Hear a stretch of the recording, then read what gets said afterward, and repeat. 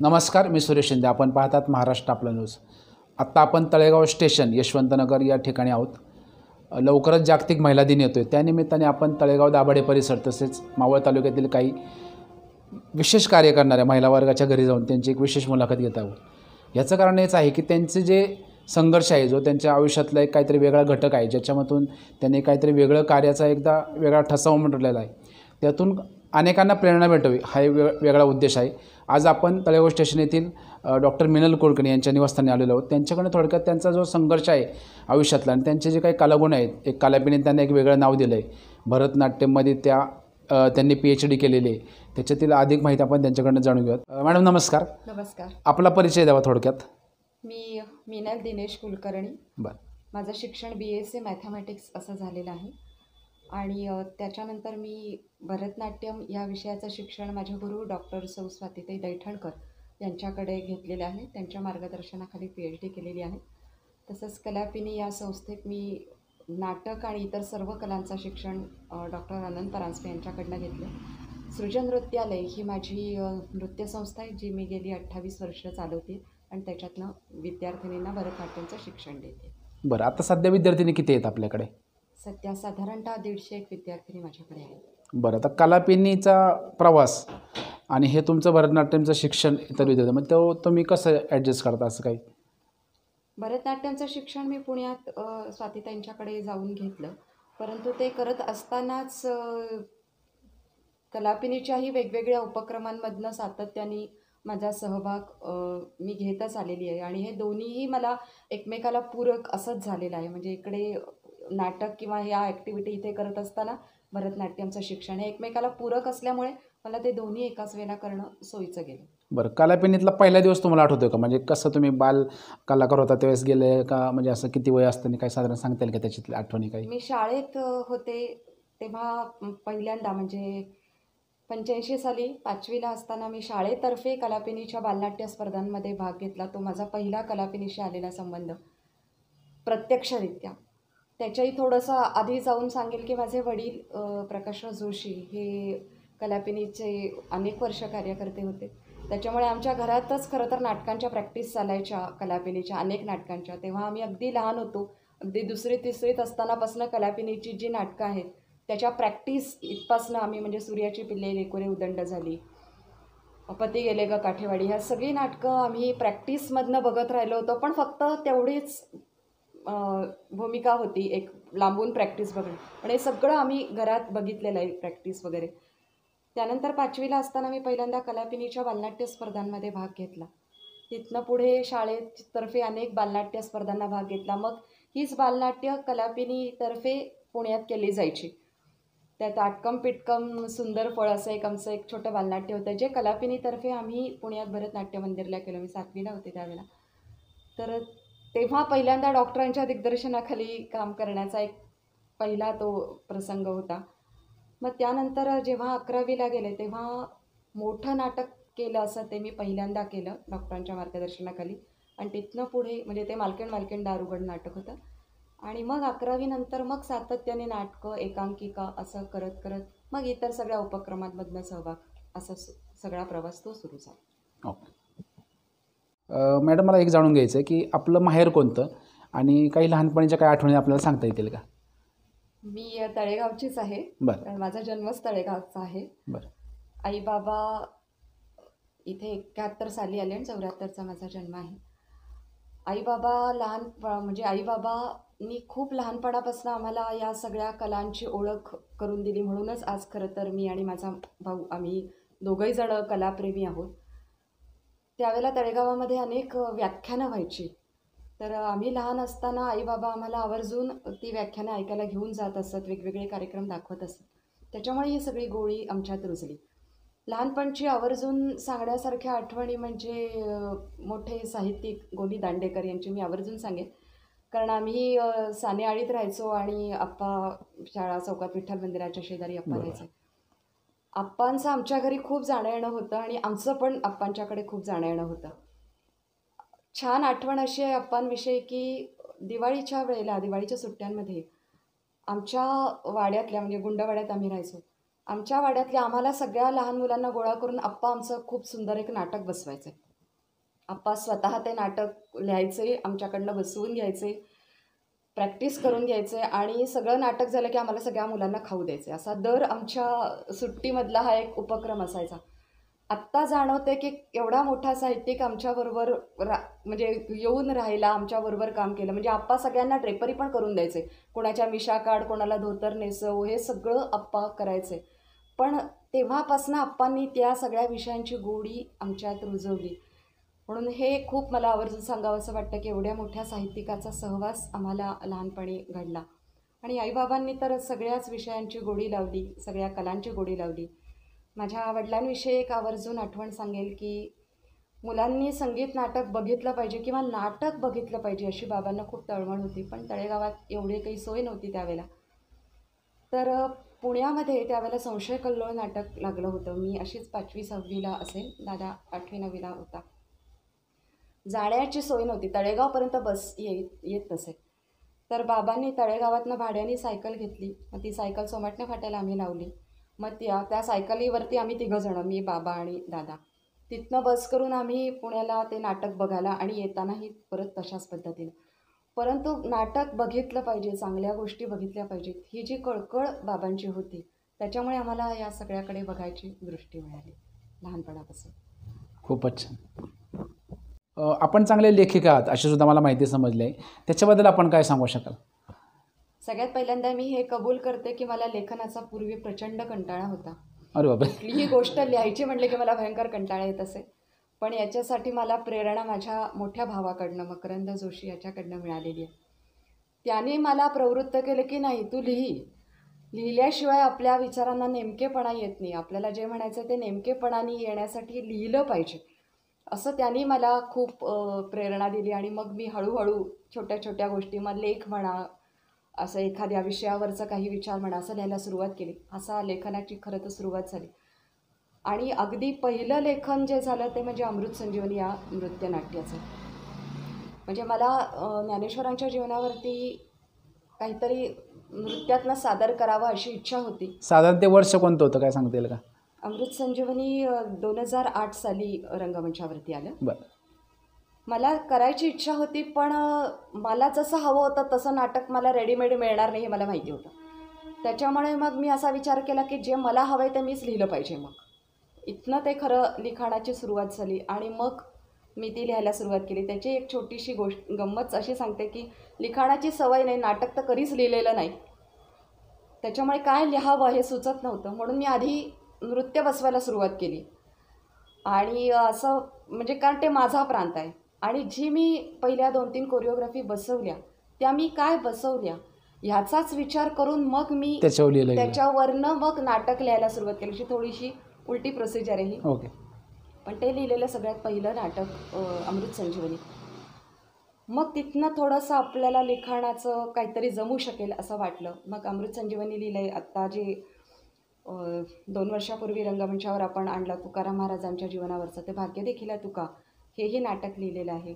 त्याच्यानंतर भारतीय स्वातंत्र्याला जेव्हा 75 वर्ष पूर्ण झाली त्यावेळेला अपराजिता म्हणून स्वातंत्र्य लढ्यातल्या स्त्रियांचं योगदान म्हणून एक नृत्यनाट्य मी रंगमंचावरती आणलं.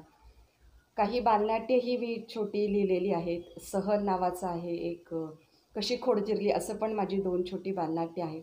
आणि आत्ता सध्या आवर्जून सांगण्यासारखं म्हणजे भरतनाट्यमचा जो अभ्यासक्रम आहे गांधर्व महाविद्यालयाचा, त्या अभ्यासक्रमावरची पुस्तकं माझी आज देशभर प्रचलित आहेत. भरतनाट्यम संकल्पना भाग 1 आणि भाग 2 म्हणजे ह्या ज्या गांधर्व महाविद्यालयाच्या प्रारंभिक ते विशारदच्या परीक्षा आहेत त्या परीक्षांच्या अभ्यासक्रमावरची ही पुस्तकं मराठी, हिंदी आणि इंग्रजी आज तिन्ही भाषांतनं प्रसिद्ध आहेत. आणि जवळपास भारतभर आज ही पुस्तकं एक सिलेबस बुक म्हणून रेफर केली जात आहेत. ओके. आत्ता माझ्यासमोर एक सन्मानपत्र आहे.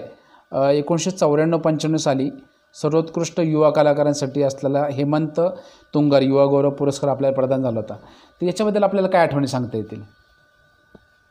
सगळ्यात पहिली आठवण म्हणजे मला आयुष्यात मिळालेला सगळ्यात पहिला पुरस्कार आहे. बरं. ही सगळ्यात पहिली महत्त्वाची आठवण. हेमंत तुंगार युवा गौरव पुरस्कार हा कलापिनीतला खूप प्रतिष्ठेचा, मानाचा समजला जाणारा पुरस्कार आहे, जो की एका अष्टपैलू कामगिरी करणाऱ्या युवा कलाकाराला दिला जातो. आणि हा पुरस्कार मला मिळण्याच्या अगोदर ज्या कलाकारांना मिळाला त्यांच्याकडे बघून मला कायम असं वाटत राहिलं होतं की किती मोठा कलाकार आहे हा आणि केवढा सन्मानाचा पुरस्कार आहे.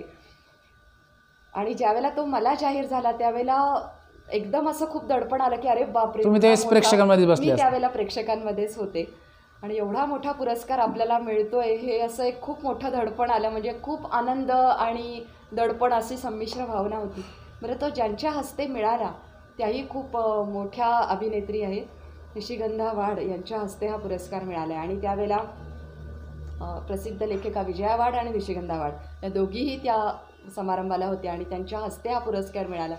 त्याच्यामुळे मला ते आणखीनच खूप असं वाटलं की एवढ्या मोठ्या मान्यवरांच्या हस्ते आपल्याला हा पुरस्कार मिळतो आहे.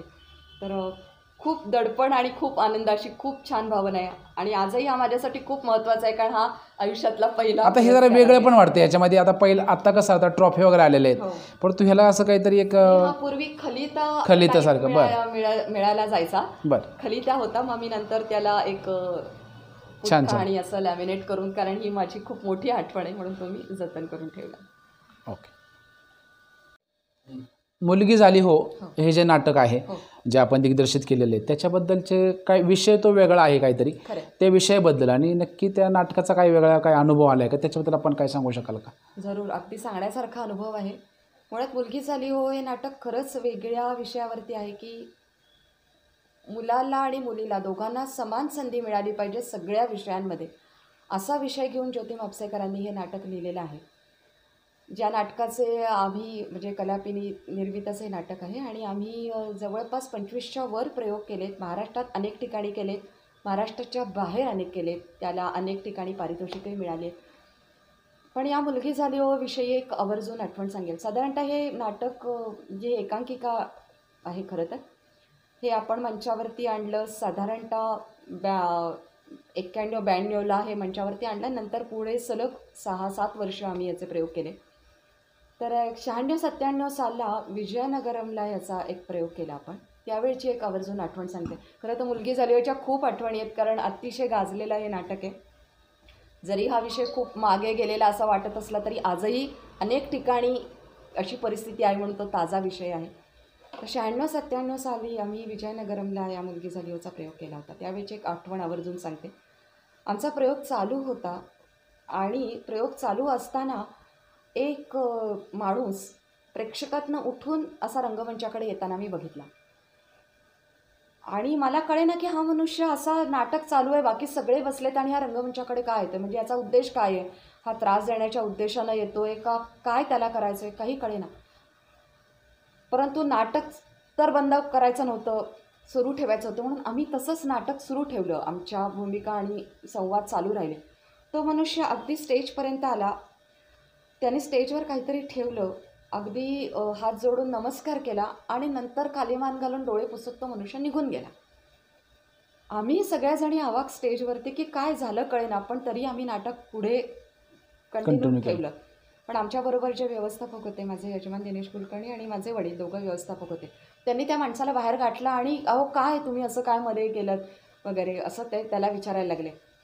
तेव्हा तो मनुष्याने सांगितलं की आत्ता तुम्ही नाटकात जो प्रसंग दाखवलात की ती एक जी नायिका असते तिला प्रमोशन मिळणार असतं, परंतु तो नायक म्हणजे तो जो नवरा असतो तो म्हणतो की नाही नाही तू घरीच बसलं पाहिजे, तू हे काही नाही केलं पाहिजेस. म्हणजे तिचं टॅलेंट असूनही तो तिची कुचंबणा करत असतो किंवा तिला घरात डांबू बघत असतो.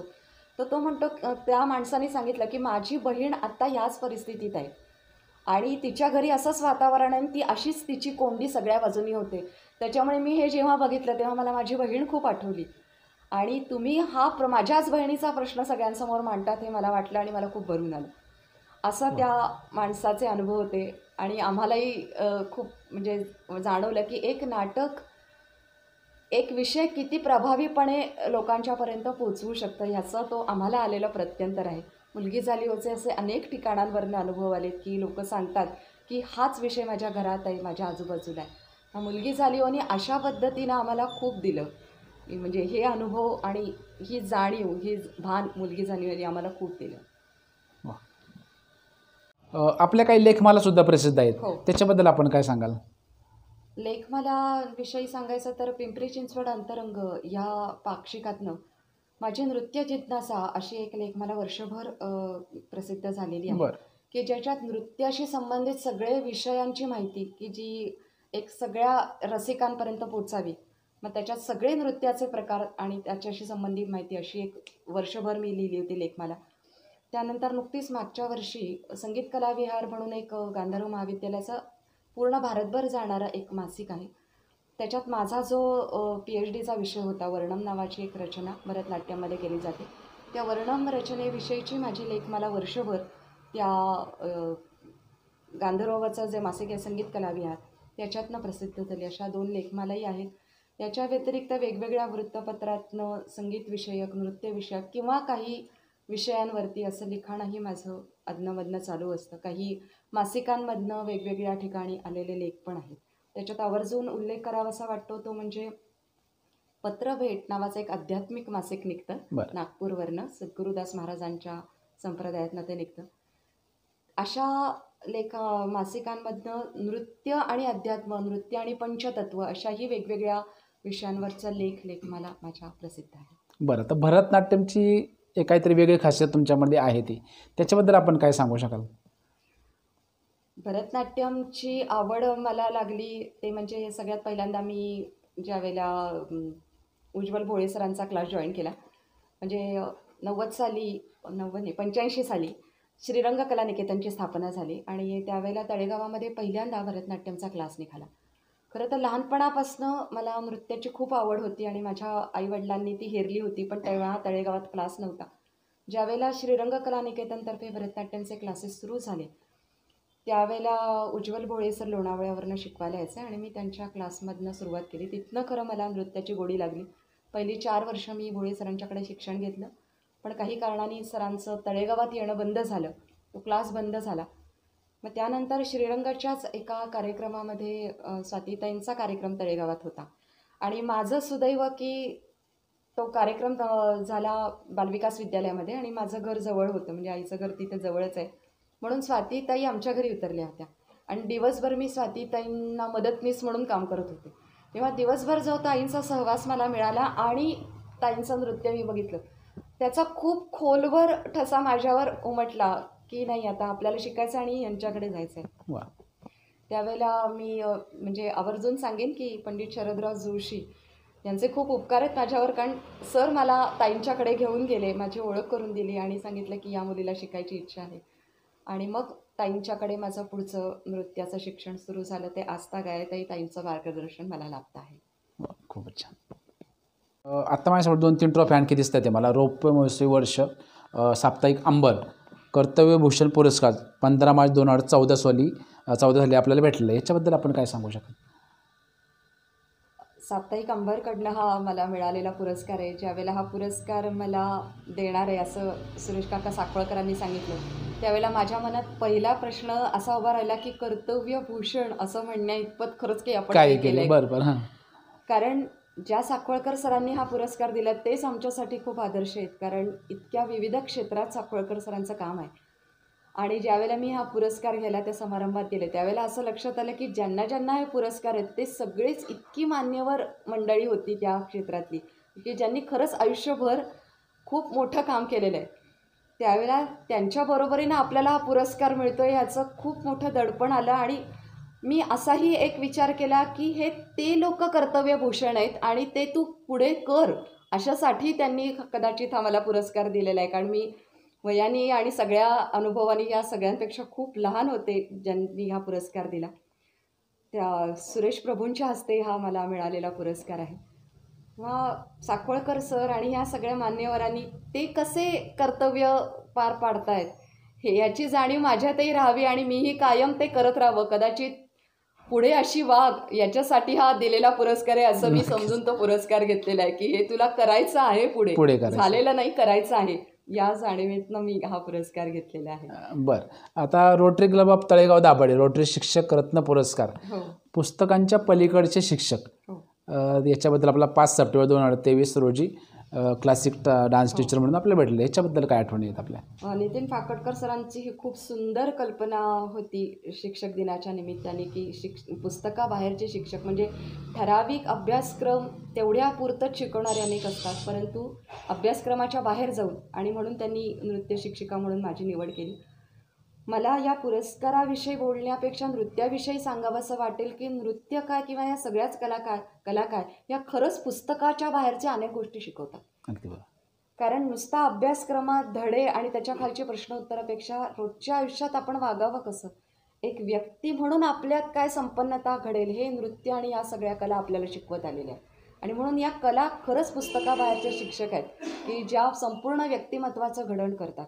हा अनुभव मी गेली इतकी वर्ष घेते आहे, की नृत्य शिकल्यामुळे अनेक गोष्टी माझ्याकडे आल्या आहेत, अनेक गोष्टींच्याकडे बघण्याची माझी दृष्टी बदललेली आहे. म्हणून नृत्य हेच खरं तर खूप मोठं शिक्षक आहे असं मी मानते या पुरस्कारासाठी. बरं, अजून एक आपल्या समोर पुरस्कार आहे, विशेष गौरव पुरस्कार 2023 कलापिनीमार्फत भेटले, त्याच्याबद्दल आपल्या काय आठवणी आहेत? हो, हा माझ्या घरचाच पुरस्कार आहे खरं तर. PhD मिळाल्यानंतर कलापिनीने अतिशय प्रेमाने हा दिलेला पुरस्कार आहे. प्रसिद्ध अभिनेते सुबोध भावे यांच्या हस्ते मिळाला, याचा मला दुप्पट आनंद आहे. कारण सुबोध भावेंसारखा अतिशय अभ्यासू अभिनेता आणि त्याच्याकडनं आपल्याला पुरस्कार मिळतो याचा खूप आनंद मला मिळाला. आणि बाहेर किती कौतुक झालं तरी शेवटी आपल्या घरचं एक विशेष असतं. तर खूप प्रेमानं कलापिनीच्या सगळ्या लोकांनी हा दिलेला पुरस्कार आहे. मला एक वेगळी ट्रॉफी या ठिकाणी दिसते, गौरव करंडक, समर्थ विद्यालय शताब्दी महोत्सवानिमित्त नूतन महाराष्ट्र विद्याप्रसारक मंडळ व लायन्स क्लब ऑफ तळेगाव यांच्या संयुक्त विद्यमाने शिक्षक नागरिक वक्तृत्व स्पर्धा. नक्की काय आहे याच्याबद्दल आपण काय सांगाल? 2006चं आहे. शिक्षक नागरिक वक्तृत्व स्पर्धा त्यावेळेला नूतन विद्याप्रसारक मंडळाने आयोजित केली होती त्यांच्या शताब्दीनिमित्त. खुला गट होता अर्थात. आणि म्हणजे सांगण्यासारखं आहे की मी स्पर्धक म्हणून फॉर्म या सगळ्यात शेवटी भरलेला आहे. तेही वसंतराव बेगडे सरांनी मला आवर्जून सांगितलं की नाही, तू भाग घेतलाच पाहिजे. कारण शाळेत असताना मी अनेक वक्तृत्व स्पर्धांमधनं भाग घेऊन बक्षिसं मिळवली होती, पण काही कारणांनी ह्याच्यात मी भाग घेतला नव्हता. पण सरांनी खूप इन्सिस्ट केलं की नाही तू भाग घेस, पण सगळ्यात शेवटी माझं ॲप्लिकेशन होतं या स्पर्धेसाठी. आणि शिक्षक नागरिक स्पर्धा असल्यामुळे ज्या शिक्षकांनी मला शिकवलं तेच शिक्षक माझे स्पर्धक होते. अनेक शिक्षक किंवा जे तळेगावातली अशी मान्यवर व्यक्ती की ज्यांच्याकडनं खरंच मी खूप शिकलेली आहे आजवर अनेक गोष्टी, असे अनेक जण, अनेक अभ्यासू लोक याला स्पर्धक होते. आणि त्या स्पर्धेचा माझा विषय होता 100 वर्षातला स्त्री शिक्षणाचा इतिहास. आणि नासर फरांदे यांच्या हस्ते मला हे बक्षीस मिळाले, याचाही खूप आनंद आहे. त्यावेळेला म्हणजे जे परीक्षक होते त्यांनी आवर्जून जे सांगितलं ते मी सांगते की 100 वर्षातल्या स्त्री शिक्षणाचा इतिहास मांडताना बऱ्याच जणांनी तो महाराष्ट्रातला मांडला. आणि 100 आता ही 2006च आहे, त्याच्यामुळे 1906 ते 2006 असा प्रवास अपेक्षित होता. बऱ्याच जणांनी सावित्रीबाई फुले हा भाग मांडला जो की 1906च्या पूर्वीच होऊन गेलेला आहे.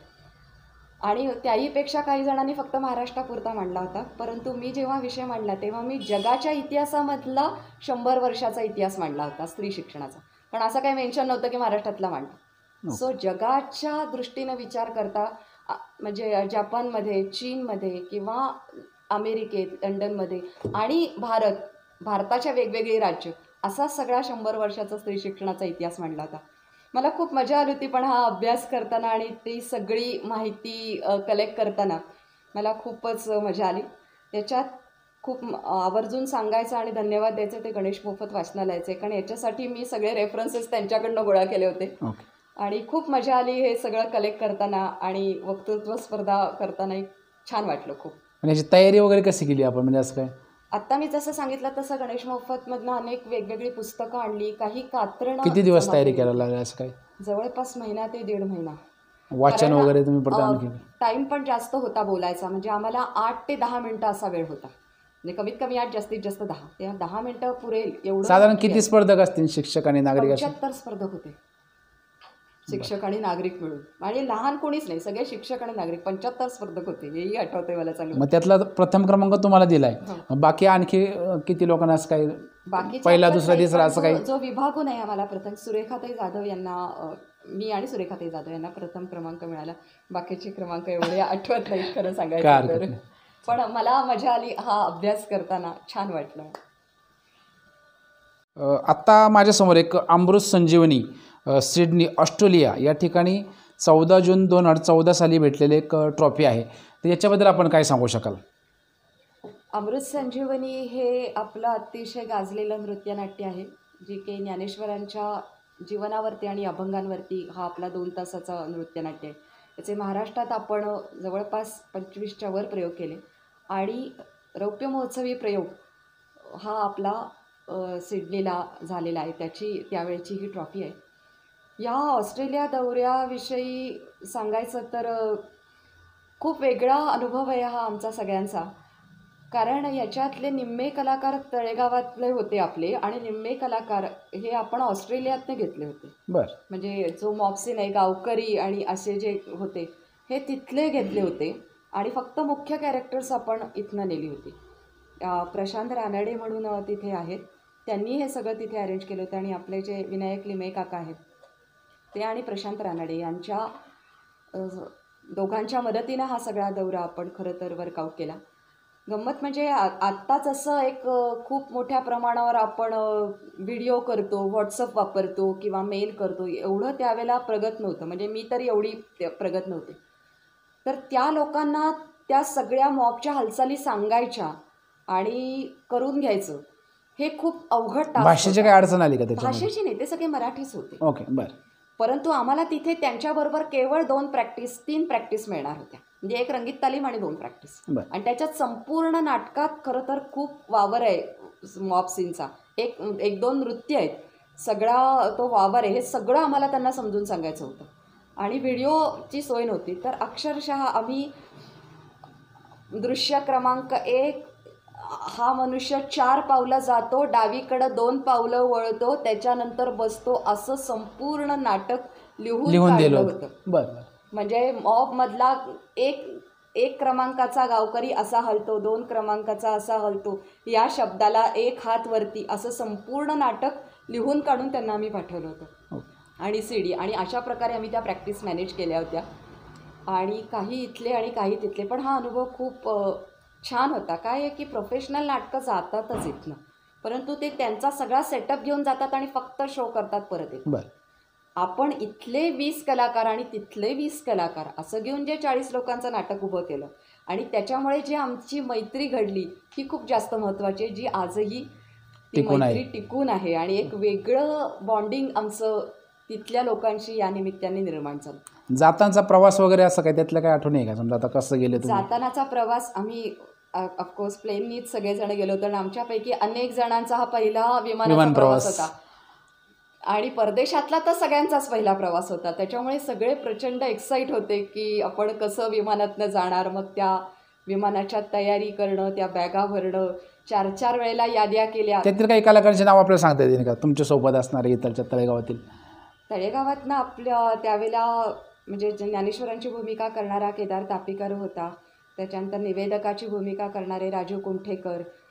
त्याच्यानंतर असे बरेच आहेत, 15-20 जण आहेत. मंदार थिटे आपला बॅकस्टेजची सगळी काम करणारा होता. माझे यजमान दिनेश कुलकर्णी, मुलगा आकाश, हेही त्याच्याबरोबर होते. माझ्या विद्यार्थिनी पण होत्या, कारण नृत्य जी होती ती सगळी माझ्या विद्यार्थिनी करणार होत्या. त्याच्यानंतर माझा भाऊ मकरंद जोशी, कामिनी आणि त्यांच्या 2 मुली, असेही आम्ही सगळे मिळून हा सगळा प्रतीक होता बॅकस्टेजला आणि काही प्रतीक मेहता फ्रंट स्टेजला असं काही काम करणार प्रतीक होता. असे आम्ही सगळेजण मिळून गेलो होतो. आत्ता माझ्यासोबत rotary club of Talegaon Dabhade city वर्ष 2022-23 तळेगाव भूषण पुरस्कार आहे. याच्याबद्दल आपल्या काय आठवणी आहेत? आनंद तर नक्कीच आहे, परंतु या पुरस्काराविषयी माझी थोडीशी वेगळी भावना आहे. हा पुरस्कार मला मिळाला याच्यापेक्षाही हा नृत्य करणाऱ्या एका नृत्याच्या अभ्यासकाला मिळाला याचा आनंद मला खूप जास्त मोठा आहे.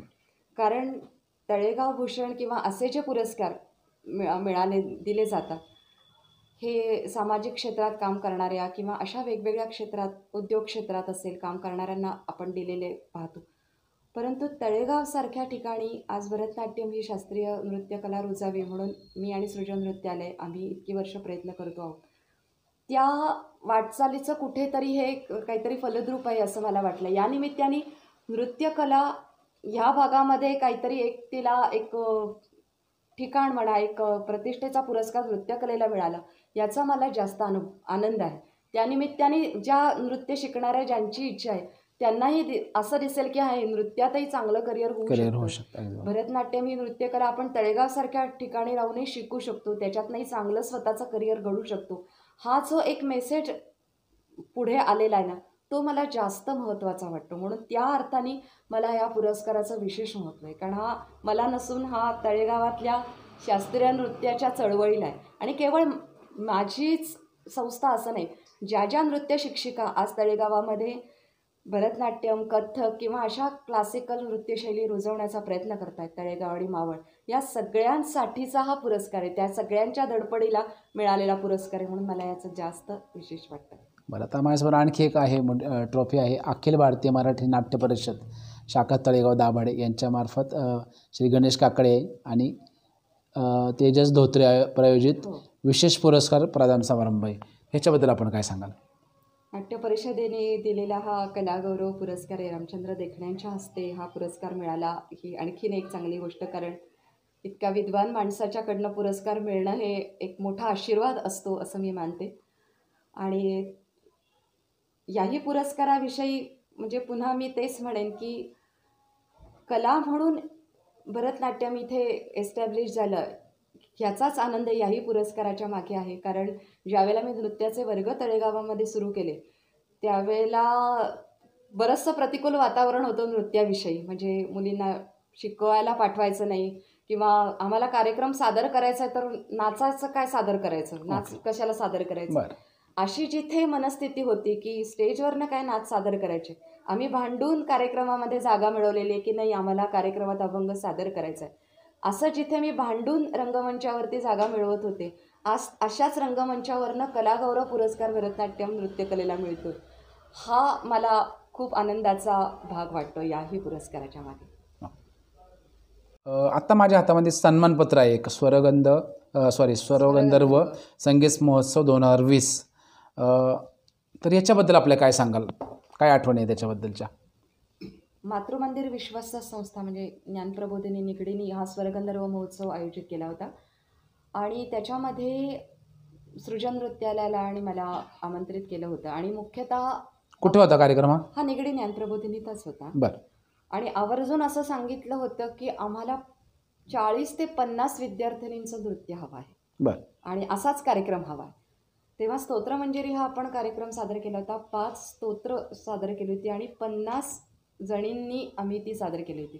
तेव्हा 50 जणींची कोरिओग्राफी बसवणं एखाद्या स्तोत्रावरती आणि त्यांच्या हालचाली आणि त्यातनं काहीतरी म्हणजे चांगले आकार निर्माण करणं किंवा स्तोत्राचा अर्थ करणं हे खूप चॅलेंजिंग होतं माझ्यासाठी. परंतु ते चॅलेंज म्हणूनच आम्ही स्वीकारलं आणि अतिशय सुंदर हे स्तोत्राच्या रचना केल्या गेल्या आणि 50 जणी आम्ही तळेगावातनं इथे तिथे गेलो. ह्याचं महत्त्व आपल्यासाठी असं आहे की तळेगावातल्या आज 50 नृत्य कलाकारांना एका मोठ्या स्वरगंधर्वासारख्या मोठ्या व्यासपीठावरती नृत्य सादर करायला मिळालं ही खूप आपल्या सगळ्यांसाठीच एक अभिमानाची गोष्ट आहे. आणि त्यावेळेला भाऊ अभ्यंकर जे ज्ञानप्रबोधिनीचे अध्वर्यू म्हणायला पाहिजे ते समोर बसून त्यांनी आम्हाला आशीर्वाद दिले. डॉक्टर सच्चिदानंद शेवडे यांनी संपूर्ण कार्यक्रम बघून आम्हाला सगळ्यांना आशीर्वाद दिले आणि स्तोत्र आपण खूप चांगल्या प्रकारे सादर केली असं आम्हाला सगळ्यांना शाबासकी दिली, आशीर्वाद दिले. हे माझ्यासाठी आणि मुलींसाठी खूप महत्त्वाचं होतं. पण कसं आहे की एकीची कोरिओग्राफी बसवणं, 7-8 जणींची बसवणं हा थोडासा वेगळा भाग आहे आणि एकाच वेळेला 50-50 जणींच्या कोरिओग्राफी बसवणं आणि एक पूर्ण कार्यक्रम करणं हा खूप वेगळा अनुभव होता माझ्यासाठी. त्या दृष्टीने हा कार्यक्रम मला खूप महत्त्वाचा वाटतो. 50 विद्यार्थ्यांनी एकत्र घेऊन जाणं, मग त्यांची वेळ ॲडजस्ट कशी झाली त्यांच्या पालकांना, म्हणजे ते कसं केलं तुम्ही? हो, ते सर्वात महत्त्वाचं आहे ना. खूप अवघड गोष्ट आहे. त्याच्यासाठी शेड्यूल लावलं होतं आम्ही. कारण 50 जणी आणि 5 वेगवेगळ्या रचना असा भाग होता. त्यामुळे आम्ही शेड्यूल लावून की आज ह्याची प्रॅक्टिस इतका वेळ, आज ह्याची प्रॅक्टिस इतक्या वेळ, आणि त्याच्यात छोटे छोटे ग्रुप पाडले होते मी. कारण कितीही काही केलं ना तरी मुलींचे शाळेचे क्लास असतात, बाकी इतर ट्युशन, अभ्यास खूप वगैरे गोष्टी असतात. असतात.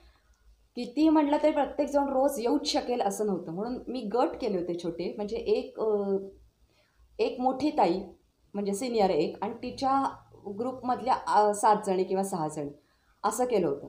आणि मुख्य त्या ताईला मी समजून देत होते आणि ती तिचा गट मॅनेज करत होती. असं करत आम्ही मग त्या ताईला फॉलो करा, तिच्याकडनं शिका, म्हणून मी 7 जणींना, 7 जणी पुढच्या 7 जणींना, अशा प्रकारे आम्ही ती गट पाडून आम्ही त्या सगळ्या कोरिओग्राफी रन केल्या होत्या. आणि ह्या पद्धतीनं आम्ही त्या छोट्या छोट्या गटांमधनं बसून मग त्या शेवटच्या 4 दिवसात सगळ्या एकत्र करून एकत्र प्रॅक्टिस केली. खूपच छान. आता एक शेवटचा प्रश्न आहे. लवकरच जागतिक महिला दिन येतो 8 मार्चला. त्यानिमित्त आपण महिलांसाठी संदेश काय द्याल किंवा काय आवाहन कराल?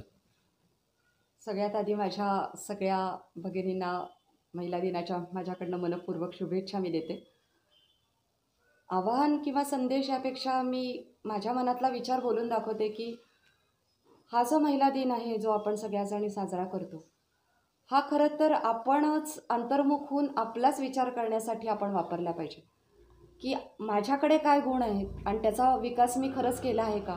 किंवा महिला दिनाच्या निमित्ताने तो विचार माझा सुरू झाला पाहिजे की माझ्यातल्या क्वालिटीज आहेत, माझ्यातले गुण आहेत, हे मी याचा विकास कसा करीन, याचा अधिकाधिक उपयोग कसा करीन आणि ते इतरांपर्यंत कसं पोचतं करेन. जर एखादी कला माझ्याकडे आहे, एखादा गुण माझ्याकडे आहे, तर मी तो जास्तीत जास्त जणींना देण्याचा कसा प्रयत्न करेन. तसं मी आज माझा भरतनाट्यम क्षेत्र आहे, मी माझ्यातली कला माझ्या विद्यार्थिनींपर्यंत पोचवते, त्या त्यांच्या क्लासेसच्या माध्यमातून आणखीन इतरांपर्यंत पोचवत आहेत. अशा अनेक गुणांचा वसा आपण एकमेकींना कसा देऊ शकू याचा विचार आपण जरूर केला पाहिजे. कारण महिला म्हणून निसर्गदत्त अनेक क्वालिटीज आपल्याकडे आहेत. म्हणजे प्रत्येक महिला ही उत्तम संघटक आहे, प्रत्येक महिला ही उत्तम स्मरणशक्तीची देणगी असलेली आहे, अनेकांना बरोबर घेऊन जाणारी आहे. अशा अनेक क्वालिटीज महिला म्हणून आपल्यात आहेत. तर महिला दिनाच्या निमित्ताने असा आपण नक्की विचार करावा असं वाटतं की महिला म्हणून मी माझ्या समाजाला काय देऊ शकते. म्हणजे महिला दिन म्हणून मला काही मिळण्यापेक्षा महिला म्हणून मी समाजाला काय देईन, मी माझ्यातल्या गुणांचं समाजाला काय देईन, असा विचार महिला दिनाच्या दिवशी उलटा करावा असं वाटतं. जनरली महिला दिनाला आपलेच सत्कार, आपलं कौतुक असं होतं. माझा विचार उलटा आहे. महिला दिनाच्या निमित्ताने आम्ही सगळ्या महिला येऊन एखादं विधायक काम करू शकतो का, एखादा विधायक विचार, एखादा विधायक गोष्ट पुढे नेऊ शकतो का, असा विचार आपण सगळ्यांनी मिळून केला पाहिजे. तर तो जास्त चांगला महिला दिन साजरा होईल असं मला वाटतं. नक्कीच मॅडम, आपण खूपच छान माहिती सांगितलेली आणि नक्कीच मी महिलांना पुन्हा एकदा आवाहन करतो की मीनल कुलकर्णी मॅडमने जे काय सांगितलं आहे ते अत्यंत म्हणजे शब्द हा खूपच विचार करायला लावणार आहे. आपण नक्कीच याचा विचार करावा. लवकरच महिला दिन येतो आहे, आपण आणखी महिलांकडे सुद्धा येणार आहोत. धन्यवाद.